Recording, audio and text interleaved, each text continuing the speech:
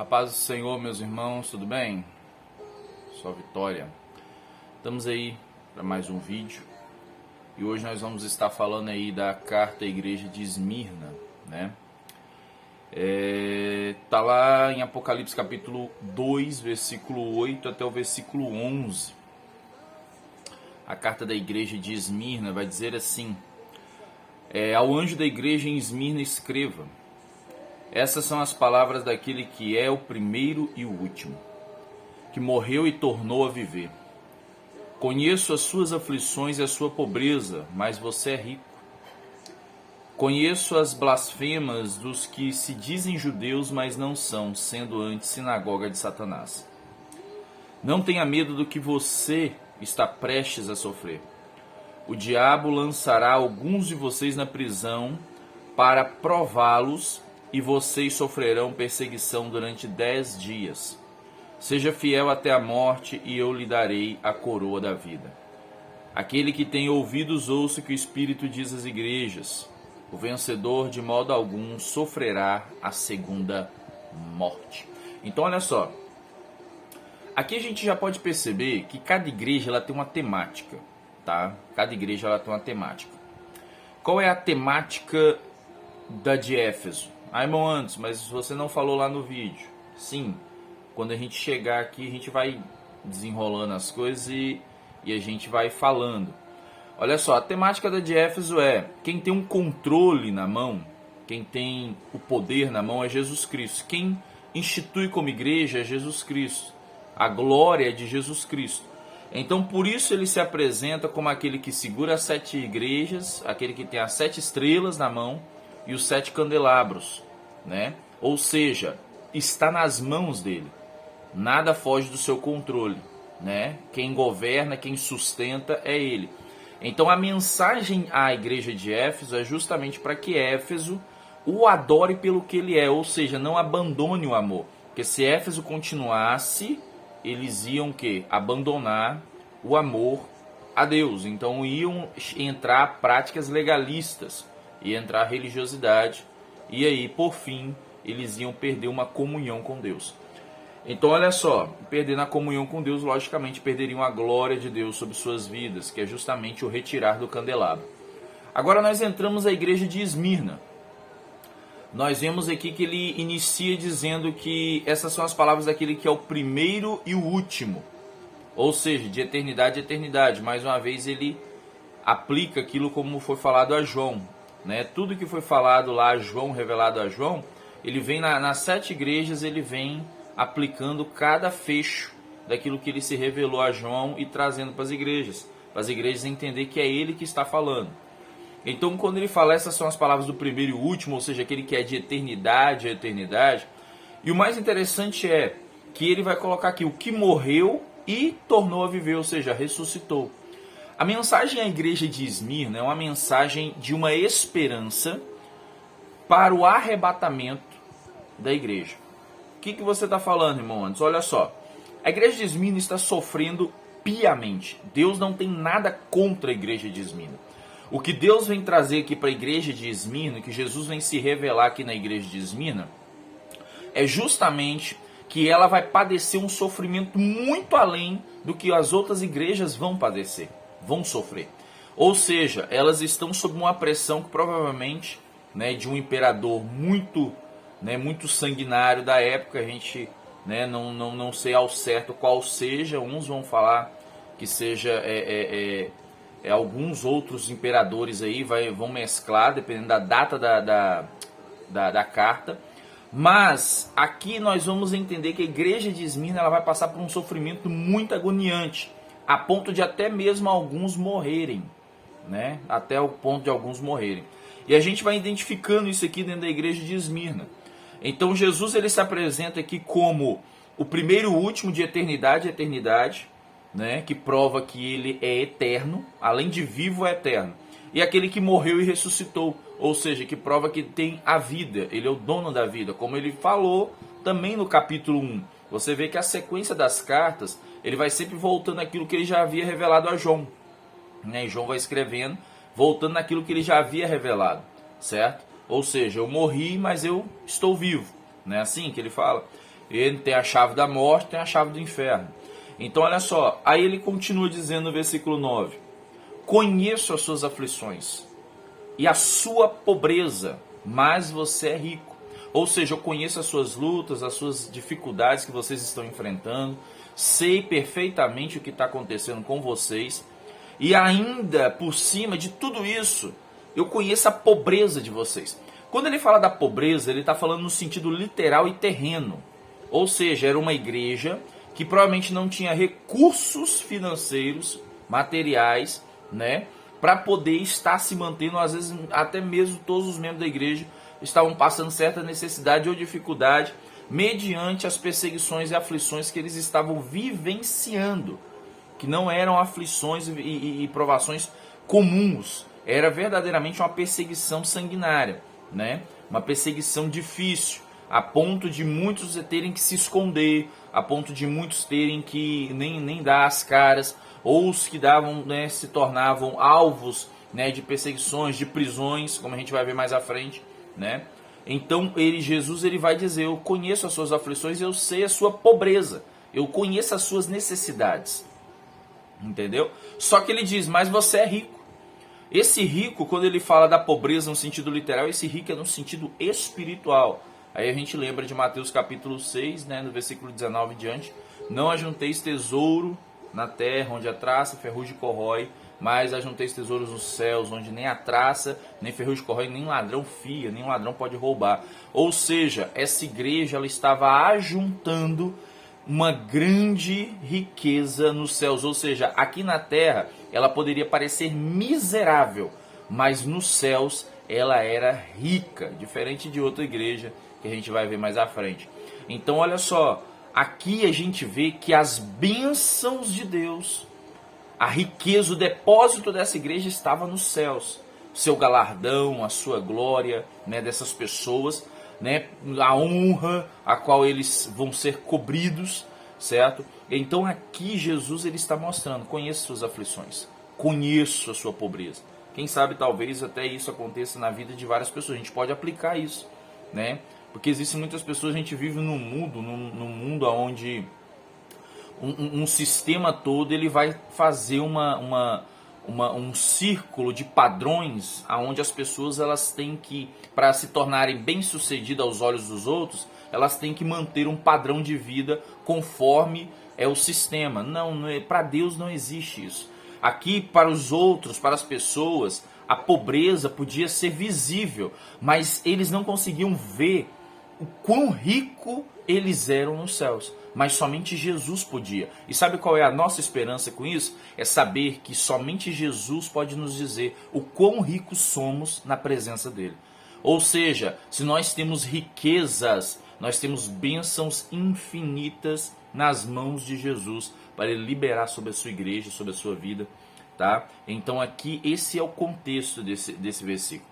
Agora ele continua dizendo o seguinte: conheço a blasfêmia dos que se dizem judeus, mas não são, sendo antes sinagoga de Satanás. Provavelmente, como muitos judeus haviam se convertido, um problema enorme também que Paulo passava, tanto na igreja de Roma, como em outras igrejas, né, que vários judeus que se convertiam e tentavam implantar um moralismo, né? A gente vê isso em Romanos capítulo 4, Paulo exortando fortemente os judeus por causa do seu moralismo. Então olha só, quando a gente analisa isso aqui, a gente percebe que provavelmente são pessoas que se dizem ter convertido, estavam dentro das igrejas, né, provavelmente judeus, e estavam usando de moralismo, serem maiores ou melhores do que os outros, né, por causa de práticas ou legalismos religiosos que não se converteram verdadeiramente e carregaram essa carga para si, carregaram essa carga para dentro da igreja. Então ali eles se consideravam melhores do que os outros, né? Então o que acontece? Deus ele vai condenar, Jesus ele vai condenar fortemente essas pessoas, dizendo que esses que cometem blasfêmias, ou seja, insultam a fé, né? Porque quando ele fala: conheça as blasfêmias dos que se dizem judeus, mas não são. Então, ou seja, provavelmente eles estavam blasfemando contra os fiéis, né? Blasfemando contra... Quando eu falo blasfemar, é um insulto. Tanto a crença, tanto a fé, né, na verdade, quanto o modo de viver, né, a conduta cristã, ou baseado na sã doutrina. Então eles blasfemavam, eles insultavam, tanto provavelmente a maioria ou aqueles que estavam ali juntamente com os irmãos, quanto já existiam os judeus não convertidos que também insultavam, né, e perseguiam, né, aqueles que se diziam e se viviam como cristãos. Então, ou seja, Deus vai falar o seguinte: eles são anti-sinagoga de Satanás. O que é sinagoga? Congregação. Então, ou seja, se eles não são habitação do Espírito Santo, se não são congregação do Espírito Santo, eles são congregação de Satanás, aquele que traz discórdia, aquele que engana, certo? Ou seja, provavelmente, por que eu estou falando que são judeus que meramente, né, se dizem convertidos e estão vivenciando no meio desses cristãos? Porque quando ele fala sinagoga de Satanás, o maior ato de Satanás, principalmente no Apocalipse que a gente vai ver, é enganar. Então provavelmente se infiltram, assim como lá na epístola de Judas, ele vai falar que existem pessoas que se infiltraram no meio dos irmãos, né, desfazendo, tentando dissolutar a graça, né? Então, ou seja, a mesma coisa que acontece com essas pessoas que estão tentando aqui tirar, né, ou enganar essas pessoas, ainda que elas já estão vivenciando dificuldades, problemas, né, pobreza, né, necessidades, falta das coisas. Então aqui já vem pessoas que já vêm blasfemar, já vêm criticar, quem sabe até mesmo dizer, né, que Deus é esse que vocês estão servindo, que deixa até faltar para vocês. Quantas pessoas já não ouviram isso, né? Então a gente pode conjecturar dessa forma e entender que eles eram congregação de Satanás, ou seja, Satanás operava na vida deles para eles poderem falar aos outros, né? Tentar desanimar os outros, certo? Então por isso que Deus ele exorta fortemente acerca dessas pessoas. Então ele falou no versículo 10: não tenha medo do que vocês estão prestes a sofrer, ou do que você está prestes a sofrer. O diabo lançará alguns de vocês na prisão para prová-los, e vocês sofrerão perseguição durante 10 dias. Né? Então o que acontece? Aqui a gente vê um contexto onde a perseguição é tão clara, tão forte, tão eminente nessa igreja de Esmirna, que quando ele fala o diabo, ele não está falando o diabo no literal. Ele está falando provavelmente de um governo, de um governador, de um imperador da época, como a gente falou no início, né? Que provavelmente perseguirá, né, esses cristãos, que para ele vai considerar como um grupo rebelde, como um grupo que está influenciando, ou considerar como montim, ou está indo contra a cultura, contra os deuses, ou contra o sistema, enfim, né? Como Paulo vai dizer, não conformeis com este mundo, mas transformai-vos, né? Ou seja, os cristãos não conformavam, então eles, né, denunciavam de fato o pecado, pregavam de fato o evangelho. Entenda uma coisa, quando essas pessoas sofrem, elas não estão sofrendo à toa, tá? Elas estão sofrendo porque elas estão pregando o evangelho, elas estão sofrendo porque elas estão vivendo com Cristo, tá bom? Então, ou seja, ou era cristão ou não era cristão, ou joga do lado de Jesus ou não joga do lado de Jesus. Então, ou seja, eles estão sofrendo tanto assim por justamente não negar a fé e a verdade. Então por isso que ele fala que o diabo lançará vocês em prisão para prová-los. Ou seja, para ver se vão realmente negar a Jesus.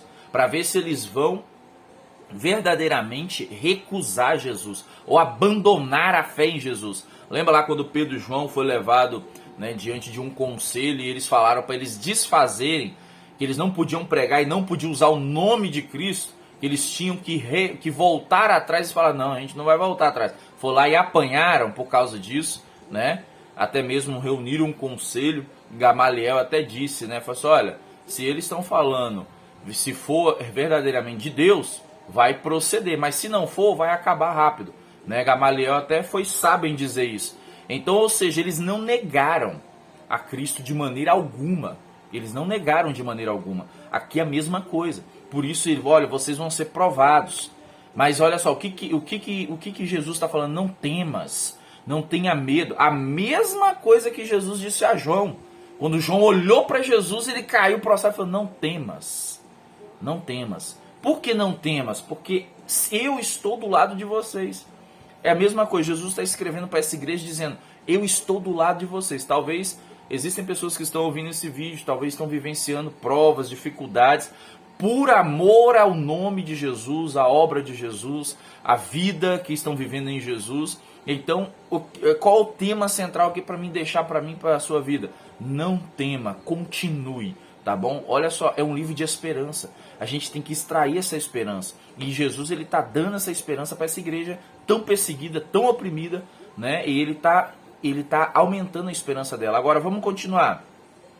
Ele vai falar assim, ó, seja fiel até a morte, e eu lhe darei a coroa da vida. Por que ele está falando isso? Porque provavelmente algumas pessoas poderiam ser provadas a ponto de morrer. A ponto de morrer. Então seja fiel, mesmo que morra, mas mantenha-se na fidelidade. Porque a minha promessa ela está baseada na fidelidade. A promessa de Cristo está baseada na fidelidade, na palavra, na santidade, na vida com Cristo. Então ele fala, seja fiel até a morte. E eu vou dar a coroa da vida. Opa, olha que coisa gloriosa.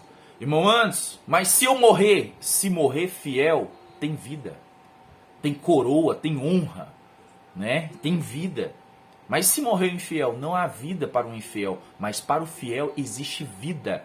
Então essa é a maior promessa. Agora eu queria trazer à memória novamente aquele vídeo que a gente fez sobre arrebatamento.